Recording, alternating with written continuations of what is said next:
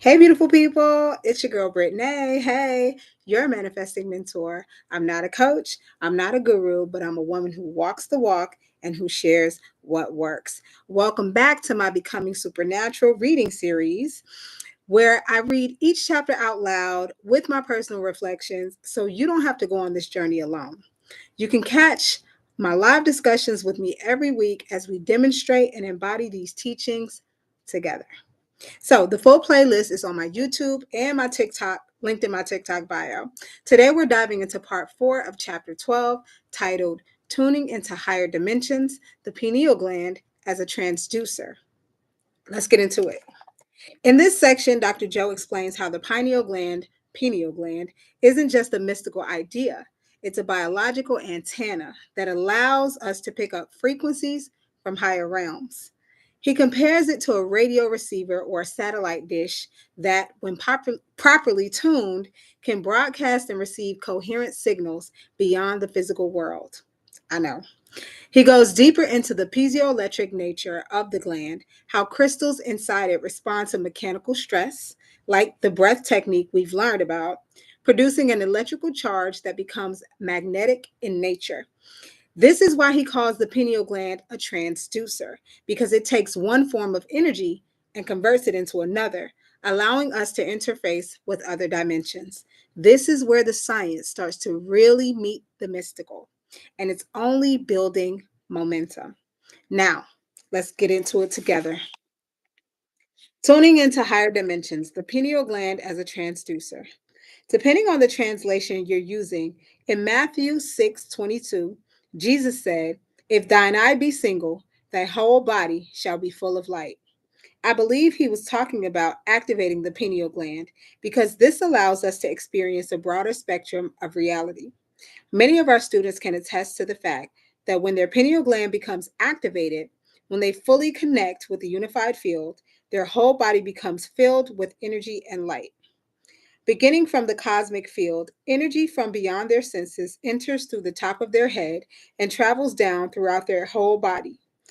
When this occurs, they experience downloadable information beyond their memory base or predictable knowns of their of their daily lives. And it all begins with the chemical alteration of melatonin in the pineal gland. In all of my research about the pineal gland, I've evolved my own understanding of it into the following definition.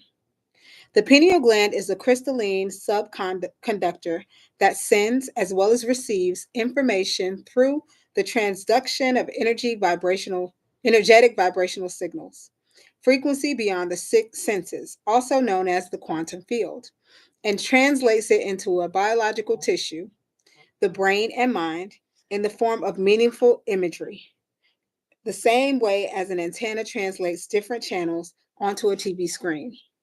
When the pineal gland is activated, because you now have this tiny antenna in your brain, the higher the frequency it picks up, the more energy it exerts towards altering and transmuting the chemistry of melatonin. As a result of this change in chemistry, you're going to get very different experiences from what melatonin normally produces. Perhaps a better way to see it is that you're going to get a clearer picture. Think of it this way: the higher the frequency, the more your experience will feel like you've gone from a picture of the 1960s television screen to a 360-degree IMAX 3D experience, complete with surround sound. Melatonin, the dreaming neurotransmitter, evolves into a more powerfully lucid neurotransmitter to make our dreams more real. So, this is why people report having mystical experiences, often at Dr. Joe's workshops, but sometimes when they're even at home during their meditations, and they say that it feels more real than their current reality. Maybe their senses are heightened, and everything else that Dr. Joe explained. I don't know, but I haven't had it yet, but we're going to see. Throughout this process, the pineal gland has a co-conspirator called the pituitary gland. The pituitary gland looks like a pear and sits behind the bridge of the upper nose, right in the middle of the brain. The front anterior part of it is responsible for making most of the chemicals that influence the glands and hormones associated with each of our energy centers. Once the pineal gland is activated and it releases certain upgraded metabolites, the back, posterior, of the pituitary gland awakens, causing it to produce two important chemicals, oxytocin and vasopressin. The first chemical, oxytocin, is known to produce elevated emotions that cause your heart to swell with love and joy. It's been referred to as the chemical of emotional connection or the bonding hormone. When oxytocin levels are elevated above normal, most people experience intense feelings of love, forgiveness, compassion, joy, wholeness, and empathy. Not an inner state you'd probably be willing to trade for something outside of you. These states are, after all, the beginning of unconditional love. When oxytocin levels go up beyond a certain level, research shows that it's difficult to hold a grudge. In a study conducted by scientists at the University of Zurich, 49 participants played a variation of what is known as the trust game 12 consecutive times. In this game, an investor with a certain amount of money must decide either to keep it or to share some of it with another player called a trustee. Whatever sum the investor shares with the trustee is automatically tripled. The trustee is then faced with a decision: keep all the money, leaving the investor with nothing, or share the tripled sum with the investor who is obviously hoping to make a profit. Basically, the either or decision comes down to betrayal. While a selfish act is a win for the trustee, it leaves the investor at a loss. But what if the oxytocin is introduced into the equation? If the study, the researchers gave some, I'm sorry, in the study, the researchers gave some players a squirt of oxytocin in their nose before the game, giving the others a squirt of placebo. The researchers then took an MRI, functional magnetic resonance imaging scans of the investor's brain as they made their decision regarding the amount to invest and whether or not to trust. After the first 6 rounds, the investor were given feedback on their investments and were notified that their trust had been betrayed about half of the time. The participants who received the placebo before playing the game felt angry and betrayed, so they invested much less in the closing 6 rounds.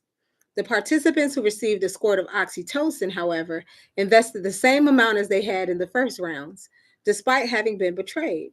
The MRI scans showed the key areas of the brain affected were the amygdala associated with fear, anxiety, stress, and aggression, and the dorsal stratum, which guides future behaviors based on positive feedback.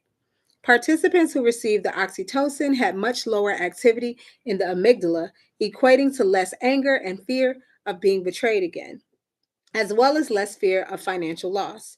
They also had a much lower activity in the dorsal stratum, meaning they no longer needed to rely on positive results to make future decisions.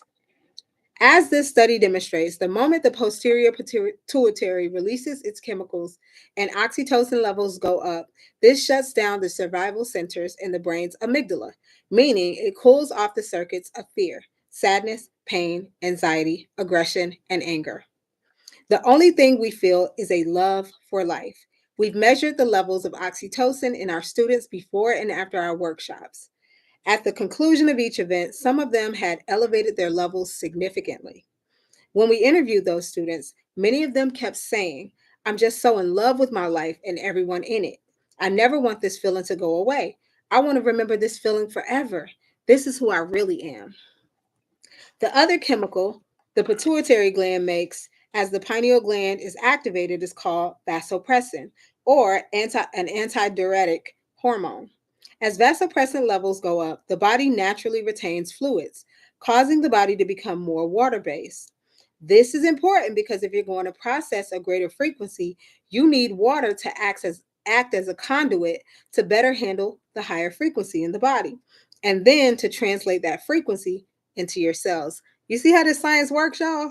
Science, okay? Um, the moment vasopressin goes up, it creates a more stable thyroid gland, which affects the thymus and the heart, which affects the adrenals, which affects the pancreas, which produces a chain of cascade of positive effects all the way down to the sexual organs. When we tune into these higher frequencies, we have access to a different kind of light, a frequency faster than visible light. And all of a sudden, we are activating a greater intelligence within us. Now, because the pineal gland is activated, we can pick up higher frequencies, which in turn produces a change in chemistry. The higher the frequency we pick up, the more it alters our chemistry, which means the more visual, hallucinogenic, and higher energy experiences we have. The crystals in our pineal gland, acting like a cosmic antenna, are the doorway to these higher vibrational realms of light and information. This is how we have internal experiences that are more real than our external ones. I see. I think we need some oxytocin to be just randomly injected to people so they could just walk around being happy because this world today, amen. Mm. These pineal metabolite chemicals your body produces fit into the same receptor sites as serotonin and melatonin, but they carry a very different chemical message from a realm beyond sensory based material reality. As a result, the brain is now primed for a mystical experience, opening the door to other dimensions and moving the individual from a space time reality to a time space reality. Since all frequency carries a message, and that message is a change in chemistry, once the pineal gland gets activated, you start experiencing and processing these higher frequencies, energies, and elevated levels of consciousness. They often present themselves as complex, changing geometric patterns, usually perceived in the mind's eye. This is good. This is information. When you have these mystical experiences, because your nervous system is so coherent, it's able to tune into these higher, super coherent messages. In the darkness of the void, the pineal gland becomes the vortex for these very organized patterns and packets of information. And as you place your attention on them, just like a kaleidoscope, they constantly change and evolve. The same way a TV picks up frequencies and turns them into pictures on the screen, the pineal gland chemically transduces higher frequencies into vivid, surreal images. In graphic 13 in the color insert, you can see some of these geometric patterns, which are called divine or sacred geometry. Such patterns have been around for thousands of years. In chapter 8, I mentioned that these patterns appear to look like ancient mandalas. There's their energy and information in the form of frequency. And if you can surrender to them, your brain, via the pineal gland, will transduce those forms, messages, and information into very vivid pictures, imagery, or lucid experiences. The best thing to do when you see or experience these patterns is to surrender to them and not try to make anything happen. And he says that because a lot of people, they either get scared or they think they have to do something extra to see more. But the bottom line is he just recommends that you surrender and let whatever the experience is happen. These patterns are forms these patterns and forms usually do not appear as two dimensional or static.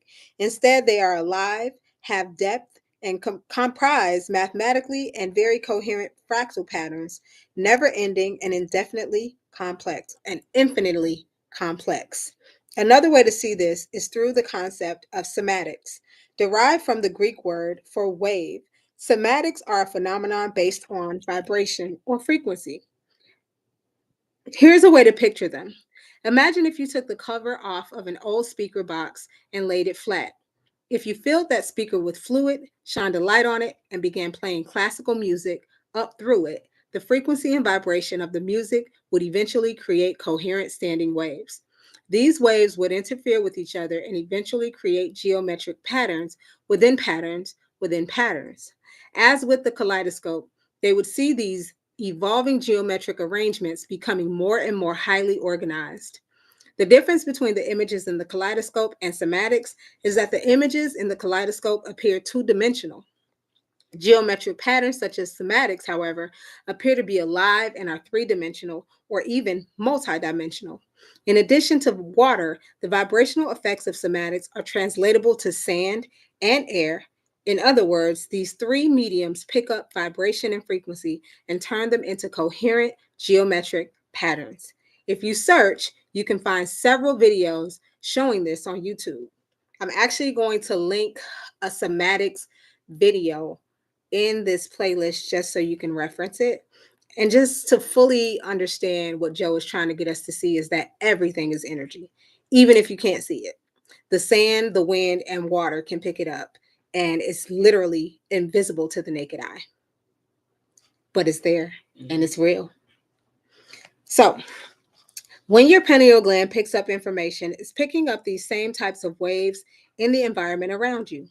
These coherent, highly organized standing waves that exist beyond the visible light spectrum are constantly being consolidated into packets of information and transduced into energy by your pineal gland. I say pineal. They are just patterns of information that are intersecting in a very coherent way. And when you put your awareness on them, they change and evolve to become increasingly more fractal, intricate, beautiful, and divine. It's all information, just like a transducer. Your pineal gland takes that information and descrambles it into imagery. This is one of the reasons I decided to use the kaleidoscope as a tool in our advanced events to train students' brain to be disarmed when they experience this mode of complex imagery, as well as to more easily recognize and be open up to receiving this type of information. In other words, he's priming us to not be afraid of what we see when we go into these meditations by using the kaleidoscope in the mind movie. Additionally, as the kaleidoscope causes the brain to move into alpha or theta brain waves, you become more suggestible.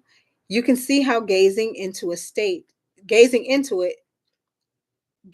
into it in a state of trance primes your subconscious mind for a mystical experience.